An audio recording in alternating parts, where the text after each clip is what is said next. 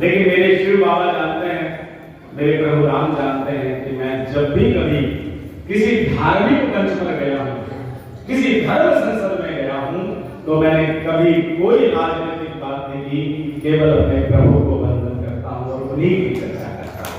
ये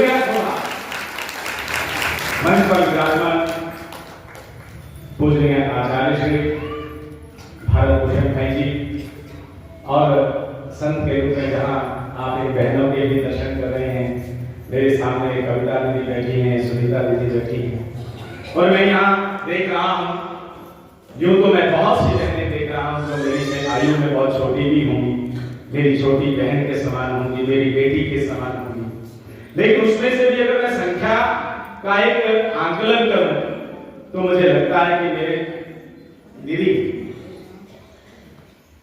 5 मिनट जुड़ने दीजिए। मुझे ऐसा लगता है कि जहां मैं देखता हूं तो मुझे माताओं के दर्शन हो रहे हैं, जो बुजुर्ग माताएं बैठी, मुझे ऐसा लगता है आज मैंने तो बहुत वर्ष हो गए अपनी मां को खो दिया है, मेरे पास मां नहीं है, जन्म देने वाली मां। यूं तो जो सबके ईश्वर है, जो परमेश्वर है, जो जगदीश्वर है, जो सबका संचालन करते हैं, सबको जन्म देते हैं, युवा करते हैं, वृद्ध करते हैं, उनके जीवन को जीने के लिए उनको हर वस्तु उपलब्ध कराते हैं, वो तो सबके हैं ही। लेकिन संसार में जन्म लेने के लिए जिस मां के उदर से जन्म लिया जाता है, उस मां की छाया नहीं है, और वो मां होती क्या है, और उस मां का पता कब लगता है, जब वो पास नहीं होती नहीं।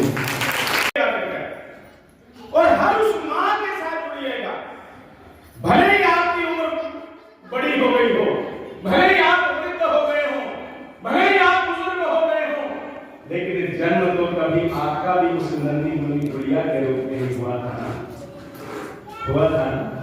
आज उम्र हो गई होगी 60 साल की, 70 साल की, 75 साल की, 80 साल की। भारत भूषण भाई जी का भी जन्म ऐसे हुआ, आचार्य जी का भी जन्म ऐसे हुआ, मेरी दोनों आदरणीय संत प्रवर दोनों दीदियों का जन्म भी ऐसे हुआ, और हम सबका जन्म ऐसे हुआ। तो मैं उस मां को वंदन करना चाहता हूं आपके दर्शन करते हुए। जमाने में बहुत दुश्वारियां दिन रात रहती हैं, बुरी नजरें भी तो करती हुई आघात रहती हैं, किसी की बद्दुआ कुछ भी तो मेरा कर नहीं सकती, क्यों मेरी मां की दुआएं भी तो मेरे साथ रहती हैं।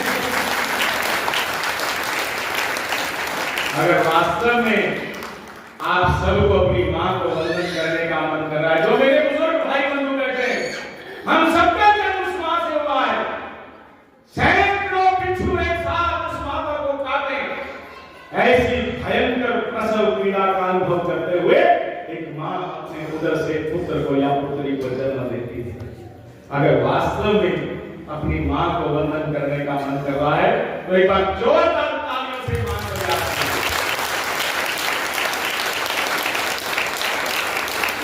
और जो मेरे जैसा पुत्र है, जो अपनी मां को खो चुका है, जो उसके पास मां नहीं रहती ना, तब उस मां की कमी का एहसास होता है। भरे घर में तेरी आहट कहीं मिलती नहीं है मां, भरे घर में तेरी आहट कहीं मिलती नहीं है मां, तेरे हाथों की नरमाहट, जिस नरम नरम हाथ से वो रोटी बनाया करती थी, तेरे हाथों की नरमाहट कहीं मिलती नहीं है मां, मैं तन पे लादे फिरता हूं दुशाले रेशमी, लेकिन तेरी गोदी की गर्माहट कहीं मिलती नहीं है मां। जब वो मां नहीं होती ना, तब उसके ना होने का एहसास हो रहा है। इसलिए माताओं, बहनों, बेटियों, बंधुओं, बुजुर्गों, मित्रों, नौजवान साथियों, जो भी आज प्रजापिता ब्रह्म कुमारी ईश्वरीय विश्वविद्यालय के इस सभागार में उपस्थित है, अपने शिव बाबा का धन्यवाद करना, अपने प्रभु का धन्यवाद करना, अपने इष्ट का धन्यवाद करना, इन संतों का धन्यवाद करना जिन्होंने इस सांसारिक जीवन में, इस मृत्यु लोक में जन्म लेकर के हमें परम पिता परमात्मा से जोड़ने के लिए अपने जीवन को आहूत किया है। ये लोग चाहते तो अपने जीवन को किसी और दिशा में लेकर के जा सकते थे। संसार में बहुत सुख है, बहुत वैभव है, बड़ा आनंद है, संसार में बहुत कुछ है, लेकिन कोई ऐसा बेटा भारत भूषण भाई जी जैसा लाखों में, हजारों में कोई ऐसी बेटी, कविता दीदी, सुनीता दीदी, ये देखा, ये अभी जो दो बहनें मुझे वो पुष्प कुछ लेकर के आई थी। मैंने पिछली बार भी मैं सुनीता दीदी के कार्यक्रम में गया था, तो मैंने कहा कि इतनी छोटी छोटी बहनें मेरी बेटी के समान, लेकिन मैं बेटी कह नहीं सकता।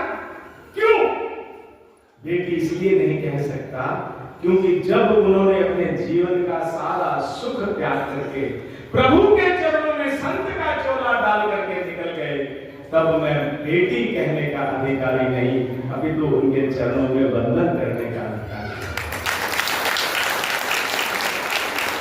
मेरी बेटी समान है, वो मेरी पुत्री समान है, वो आयु में बहुत छोटी है, लेकिन वो संत है, इसलिए वंदनीय है, इसलिए पूजनीय है। इसलिए मैं आपसे निवेदन करूं, क्योंकि महाराज जी ने जाना है, मेरा मन तो कर रहा है, जैसे महाराज जी कह रहे थे कि मेरा मन कर रहा है कि मैं आपके रूबरू होता रहूं, मैं आपसे बातचीत करता रहूं, आपके दर्शन करता रहूं, परमात्मा से जोड़ने के लिए आपको लेकर के चलता रहूं, लेकिन समय आज्ञा नहीं देगा। उनकी ट्रेन का समय है, मेरी एक बैठक का समय है। मेरे साथ एक मित्र आए हुए हैं, 2 बार उन्होंने मुझे फोन भी किया कि भाई साहब समय का बहुत सौभाग्यशाली है कि हम ऐसे एक सदन के साथ, एक ऐसी संसद के साथ, एक ऐसी धर्म सभा के साथ, एक ऐसे पवित्र स्थान के साथ, एक ऐसे पवित्र मिशन के साथ अपने आप को जुड़ करके परमात्मा को पाने के लिए अपने आप को लगाया है। ये हम सबका सौभाग्य है। आप इसी तरह से जीवन के पथ पर शिव बाबा के दिखाए हुए मार्ग पर चलते रहें। ये शिवरात्रि के उपलक्ष्य में पर्व है, हाँ समागम है, शिवरात्रि पर्व के उपलक्ष्य में ये समागम है, और आप इसको बड़े हर्षोल्लास के साथ, आनंद के साथ मना रहे हैं। आप इसी तरह इस पथ पर चलते चले जाएं। बस इतना कहकर मैं अपनी वाणी को विराम देता हूँ कि हम लोग फिर इसी तरह किसी न किसी कार्यक्रम में, किसी न किसी समागम में, किसी न किसी सत्संग में, किसी न किसी संतों के चरणों के अंदर बैठ करके अपने जीवन को सुधारने में हम लोग लगे और परमपिता परमात्मा को याद करते रहें। आपको शिवरात्रि के पर्व की बहुत बहुत शुभकामना, बहुत बहुत मंगलकामना, बहुत बहुत बधाई, और अपने संस्थान का, प्रजापिता ब्रह्म कुमारी ईश्वरीय विश्वविद्यालय का बहुत बहुत धन्यवाद। विशेष रूप से कविता दीदी का, सुनीता दीदी का बहुत बहुत हृदय से आभार व्यक्त करता हूँ। बहुत धन्यवाद।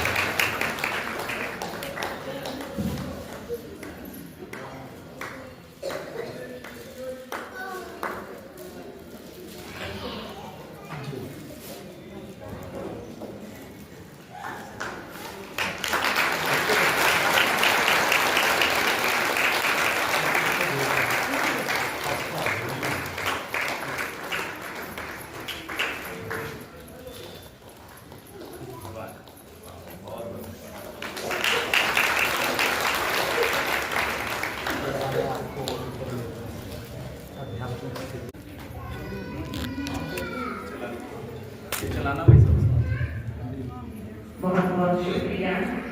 प्यार से छुट्टी देते हैं। तो अभी कोई भी उठेगा नहीं।